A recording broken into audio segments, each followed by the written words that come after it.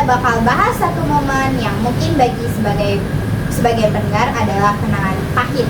Tapi bagi sejarah Indonesia ini adalah titik balik yang sangat krusial. Nah,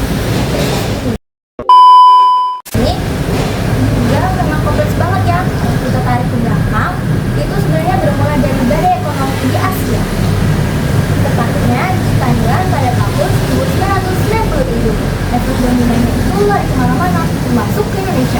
Padahal kalau diingat, sebelum itu ekonomi kita melihat apa saja, ya kan? Ya, secara pertumbuhan memang bagus, tapi masalahnya banyak perusahaan kita saat itu bergantung pada luar negeri dalam bentuk dolar Amerika.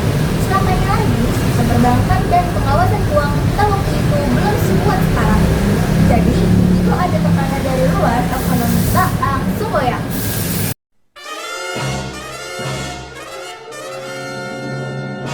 Dan puncaknya itu dinilai tukar rupiah ya.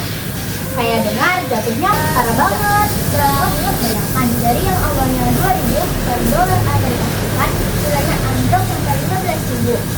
Nah, gara-gara ini juga utang mereka membangun krisis gara-gara krisis kurs. Banyak yang nggak kuat akhirnya bangkrut. Bank-bank ikut kesulitan, harga barang naik di mana-mana, dan akhirnya pengangguran melonjak di mana-mana.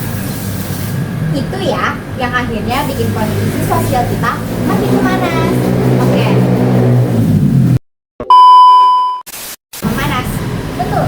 Masyarakat tertekan secara ekonomi akhirnya mulai menyuarakan amarah. Terjadilah kerusuhan di berbagai kota besar pada tahun 1948. Kepercayaan masyarakat terhadap pemerintah benar-benar berada di titik terendahnya. Puncaknya, Presiden Soeharto memutuskan untuk mundur pada Mei 1998 setelah 32 tahun menjabat. Itu momen bersejarah yang menutup era Orde Baru dan membuka pintu reformasi. Tapi untuk pulih dari kondisi hancur seperti itu, butuh banget proses yang panjang kan? Yap, pastinya. Kita bahkan sampai harus bekerja dengan IMF atau International Monetary Fund.